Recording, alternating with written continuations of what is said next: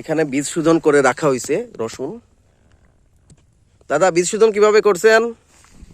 বীজ শোধন হচ্ছে যে কার্বনডাজিম, আমরা একটা ওষুধ দিচ্ছি ওনাকে। কার্বনডাজিম প্রতি লিটারে 2 গ্রাম ওষুধ দেওয়া হয়েছে। 10 কেজি করে ভেজানো হয়েছে। 10 কেজি পানির ভিতরে 20 গ্রাম ওষুধ দিয়ে এটা ভালোভাবে পানিতে রেখে প্রায় 3 থেকে 4 ঘন্টা আমরা ভিজাই বীজটা শোধন করে নিচ্ছি। নেওয়ার পরে এই যে ছায়ায় রেখে দিছি, এই নিংড়িয়ে ওই পানিটা নিংড়ে আমি আমার ওই প্লটেই দিয়ে দিছি। ওটা দিলে আসলে আমার শোধক হিসাবে মাটি শোধনের কাজ হইবে। এই জন্য ওইটা আর অপচয় করে নাই, এখানেই দিয়ে দিছি।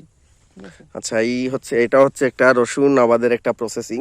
বীজ শোধন করতেই হবে। অনেক 4-5টা তার থেকে অনেক রোগ থেকে আর কি মুক্ত থাকা যাবে। এর আগে তো দিও না আর বেশি। তাহলে বীজ শোধনের ভিডিও আছে, আমরা সেটা দেখলেই আমরা বুঝতে পারবো কিভাবে বীজ শোধন করা হচ্ছে।